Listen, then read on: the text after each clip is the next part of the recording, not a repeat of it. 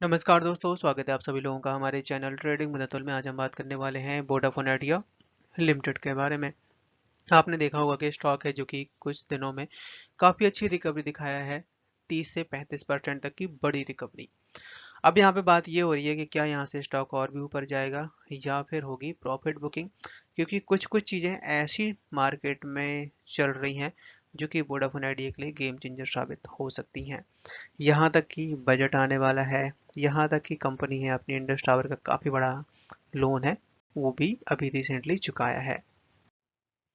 इस समय सबसे ज़्यादा जो बात निकल के आ रही है वो है एजीआर ड्यू के बारे में। एजीआर ड्यू पे अनाउंसमेंट भी आ चुकी है, बट वोडाफोन आइडिया ने मना कर दिया है कि ऐसा हमने कोई भी नोटिस रिसीव नहीं किया गवर्नमेंट ऑफ इंडिया की तरफ से। उसके बाद से मामूली सी प्रॉफिट बुकिंग भी दिखाई थी, अदरवाइज स्टॉक है जो कि 10 रुपए के भी ऊपर निकल गया था। तो अभी इस बार का जो बजट है, अगर टेलीकॉम सेक्टर को रिफॉर्म करना है या यहाँ पे जो इंपोर्ट ड्यूटी लगती है, जो भी कंपोनेंट इंपोर्ट होते हैं बाहर से, उस पे भी यहाँ पे बड़ा डिस्कशन चल रहा है। गवर्नमेंट ऑफ इंडिया को लेटर भी जारी कर दिया गया है कि ये इंपोर्ट ड्यूटी को जीरो कर दिया जाए। तो बहुत सारी न्यूज है गाइस, डिटेल में डिस्कस करते हैं। सो अगर आप लोगों को वीडियो थोड़ा भी पसंद आए तो प्लीज लाइक सब्सक्राइब करना ना भूलें। मार्केट है जो कि लगातार टूटता हुआ दिखाई दे रहा है। एक दिन चलता है, 2 दिन टूटता है, ज़्यादा तेजी नहीं बन पा रही है। जबकि एक हफ्ते के बाद बजट आने वाला है और खासकर इस समय तो मार्केट में हमेशा तेजी देखने को मिलती थी। ऐसा हम देख रहे हैं 2 से 3 साल के बीच में बहुत अच्छा मोमेंटम होता था।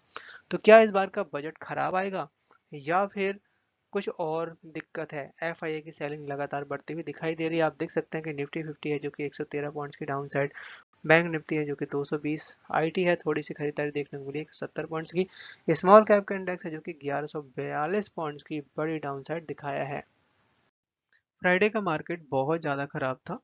कभी तेजी बनती है तो 2 दिन गिरावट देखने को मिलती है, क्योंकि एफआईआई की बिकवाली है लगातार बढ़ती हुई देखी जा रही है, वो थम नहीं रही है। और आप देख सकते हैं कि स्टॉक है जो कि उसके बावजूद भी काफ़ी अच्छा स्ट्रॉन्ग पोजीशन दिखाया है। 30 करोड़ का वॉल्यूम बना हुआ था। एक हफ्ते के बाद बजट आने वाला है और बजट से पहले जितना भी सेक्टर है, चाहे रिन्यूएबल एनर्जी का हो, चाहे डिफेंस का हो, चाहे रेलवे का हो, चाहे टेलीकॉम का हो, सारे इंडस्ट्रियल मिलके यहाँ पे पूरी तरीके से प्लानिंग करके गवर्नमेंट ऑफ इंडिया को सजेशन दे रहे हैं कि अगर ऐसा हो जाएगा तो हम इतना ग्रो कर पाएंगे और उससे अपने इकोनॉमी को इतना बूस्ट मिलने वाला है। तो इस बार के बजट में खासकर टेलीकॉम सेक्टर पे एक बड़ा दाव लगा सकती है गवर्नमेंट ऑफ इंडिया और बड़ी अनाउंसमेंट भी आ सकती है, खासकर टैक्स बेनिफिट, और जिससे इंफ्रास्ट्रक्चर को बूस्ट मिलेगा। इंडिया में जितनी भी टेलीकॉम कंपनियां हैं, इनको कोई भी कंपोनेंट की रिक्वायरमेंट पड़ती है ये बाहर से मंगाती हैं, क्योंकि इंडिया लेवल पे कोई भी ऐसी कंपनी नहीं है जो कि मैन्युफैक्चर कर पा रही हो अच्छी क्वालिटी के कंपोनेंट। तो यहाँ पे बात हो रही है खासकर इंपोर्ट ड्यूटी को रिमूव करने का, जिसमें बड़े प्लेयर्स के नाम निकल के आ रहे हैं, रिलायंस जियो, भारती एयरटेल, वोडाफोन आइडिया और भी जो कंपनियां हैं जो टावर बनाती हैं। तो इन्होंने यहाँ पे लेटर जारी किया है गवर्नमेंट ऑफ इंडिया को, बताया जा रहा है कि करीबन 20% है जो कि इम्पोर्ट ड्यूटी लगती है और इसको रिमूव करने की बात कही जा रही है। मतलब कि पूरा एक लेटर जारी कर दिया गया है सारी सारी टेलीकॉम कंपनियों से, क्योंकि यहाँ पे जो 4G और 5G नेटवर्क का एक्सपेंशन है उसके लिए जो प्रोडक्ट की रिक्वायरमेंट है, हाई क्वालिटी के इक्विपमेंट चाहिए होते हैं और इंडिया लेवल पे अभी इतना अच्छा प्रोडक्ट नहीं बन रहा, और उसके लिए गवर्नमेंट ऑफ इंडिया है जो कि बहुत सारी एक्टिविटी भी कर रही है। तो लॉन्ग टर्म के लिए जो अपना इन हाउस मैन्युफैक्चरिंग है उसमें बेनिफिट हो सकता है। और अगर यहाँ पे इंपोर्ट ड्यूटी कम होती है तो टेलीकॉम सेक्टर के लिए एक बड़ी खुशखबरी मानी जाएगी, जो कि बजट में अनाउंसमेंट में आ सकता है। वोडाफोन आइडिया है जो कि इस समय 910 करोड़ का ड्यूस है जो कि इंडस टावर का अपना चुकाता हुआ देखा गया है, जो कि रिसेंटली उन्होंने फ्रेश इक्विटी के जरिए 1910 करोड़ जुटाया हुआ था। और ये जो पेमेंट है काफी टाइम से ड्यू था और उसकी वजह से काफी ज्यादा प्रेशर भी बन रहा था मैनेजमेंट के साथ में। तो यहाँ पे फ्रेश इक्विटी के जरिए इन्होंने यूके को प्रोमोटर्स के थ्रू ये जो पैसा जुटाया और इंडस टावर का जो कि 6 से 7 महीने की जो उधारी थी, मतलब पेंडिंग ड्यू चल रही थी, उसको कंप्लीट कर दिया है। और उसके चलते स्टॉक में काफी अच्छी रैली भी बनती हुई देखी गई। आपने नोटिस किया होगा कि मार्केट गिर रहा था, बट स्टॉक में ज्यादा तगड़ी पिटाई देखने को नहीं मिली।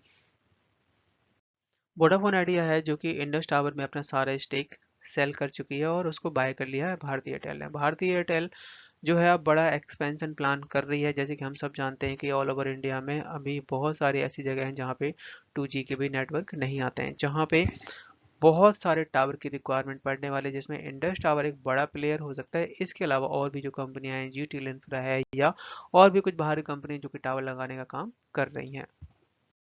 अगर बात की जाए यहाँ पे वोडाफोन आइडिया के बारे में, तो वोडाफोन आइडिया है जो कि ऑलरेडी इंडस टावर के साथ में बहुत टाइम से इन्वॉल्व है और इंडस टावर बहुत टाइम से सर्विस भी प्रोवाइड कर रहा है, जिसमें नेटवर्क एक्सपेंशन की बात कर रहे हैं और जिसमें काफ़ी हद तक कंप्लीट भी किया जा चुका है, खासकर वोडाफोन आइडिया के लिए। इसके अलावा जो बहुत सारे न्यू टावर्स की अभी जो हम बात कर रहे थे, जिसमें वोडाफोन आइडिया की तरफ से पूरा फुटप्रिंट तैयार कर लिया गया है, जिसमें वोडाफोन आइडिया कुछ इंटरनेशनल कंपनियां हैं, कुछ इंडस टावर है, कुछ जीटीएल इंफ्रा, इन लोगों से अपना सपोर्ट ले रही है। तो वो टाइम दूर नहीं है जब यहाँ पे वोडाफोन आइडिया काफ़ी स्ट्रांग बनने वाला है।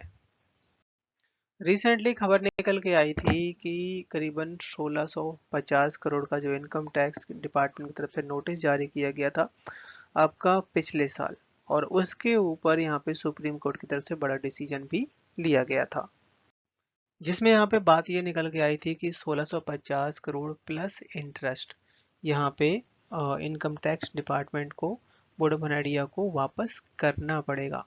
पर गाइज यहाँ पे अब बात पलटती हुई दिखाई दे रही है, जिसमें आईटी डिपार्टमेंट की तरफ से फिर से पिटीशन लगाई गई सुप्रीम कोर्ट को दोबारा रिव्यू करने के लिए, जो इसमें ये डिसीजन लिया गया है। सो यहाँ पे सुप्रीम कोर्ट है जो कि इनकम टैक्स डिपार्टमेंट की तरफ से जो नोटिस आया है उस पे एग्री होता हुआ देखा जा रहा है, जो कि डिसीजन लिया गया था बॉम्बे हाई कोर्ट की तरफ से। अब यहाँ पे ये देखना है कि सुप्रीम कोर्ट क्या डिसीजन लेता है, बट ये जरूर है कि हाँ, इनकम टैक्स डिपार्टमेंट की तरफ से जो पेटिशन दायर की गई थी उसको एक्सेप्ट कर लिया गया है। कंपनी है जो कि फिर से जीएसटी डिपार्टमेंट की तरफ से एक बड़ा नोटिस रिसीव करती हुई देखी जा रही है। और ये जो नोटिस है काफ़ी बड़ा अमाउंट है, आप देख सकते हैं कि 94,58,680 करोड़ का एक बहुत बड़ा अमाउंट है जो कि वोडाफोन आइडिया को जारी किया गया है। आज के दिन शेयर ने हाई बनाया 9.67 का, लो बनाया 9.4 का, क्लोजिंग दिया 9.46 पे, मामूली सी गिरावट दिखाई दी। चार्ट में नजर डाली जाए तो यहाँ पे आप देख सकते हैं कि जैसे हमने आपको टारगेट 10 रुपए के ऊपर के दिए थे, और अगर 10 रुपए क्रॉस करता है तो स्टॉक बहुत जल्द 12 रुपए तक भी जा सकता है। और ये जो पार्टनरशिप हुई है ये ना कि केवल 5G के लिए, 4G और 5G दोनों के लिए ही यहाँ पे SCL सॉफ्टवेयर सपोर्ट करने वाला है। और जिससे क्या होगा कि यहाँ पे सैमसंग और एरिक्सन के साथ में जो नेटवर्क का जो अरेंजमेंट है उसके साथ भी ये सही से मैनेज कर पाएगा, जिससे अपने कस्टमर को बेटर सर्विस प्रोवाइड की जा सके। बट अगर यहाँ पे बात की जाए Q3 के नंबर्स के बारे में, तो Q3 के नंबर्स काफ़ी चौंकाने भरे रह सकते हैं। अगर आप इसके देखेंगे, कंपनी की जो सेल है लगातार बढ़ रही है। अगर हम बात करें आज से सितंबर 2023 में, तो काफ़ी इंक्रीज हुआ है, क्वार्टर बाय क्वार्टर भी बढ़ रही है। अदर इनकम है जो कि इनकी काफ़ी इंक्रीज हुई है, जैसे इन्होंने कॉस्ट कटिंग करी हुई है। खर्चे हैं, खर्चे इन्होंने कम किए हैं, और जो इंटरेस्ट है, इंटरेस्ट भी कुछ कम हुआ है, इस क्वार्टर में ज़्यादा किया था Q2 में। और टैक्स है, टैक्स जो बहुत कम दिया है, तो कंपनी का जो लॉस है जो कि 7,000 करोड़ के आसपास आया था, इस बार Q3 के नंबर्स काफ़ी बेटर रह सकते हैं। धीरे धीरे करके इम्प्रूवमेंट आनी चाहिए, जिस तरीके से कंपनी के पास फंड जुटाया है और उस फंड का यूज कर रही है अपने 5G के जो टावर है उसको बढ़ाने में। प्रमोटर्स हैं, FII है, DIS है, और पब्लिक की जो होल्डिंग है कैसी क्या रही है वो आती हुई देखी जा रही है। तो अगर हम बात करें यहाँ पे प्रमोटर्स की, तो होल्डिंग लगातार कम हो रही है। 50% तक का स्टेक था दिसंबर 2023 में, जो कि इस समय 37% रह जाता है।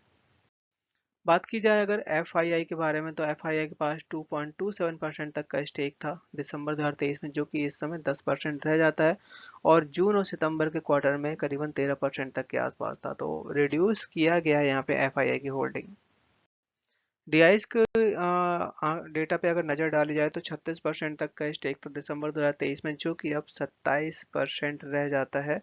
तो यहाँ पे डीआईएस ने जम के बिकवाली की हुई है।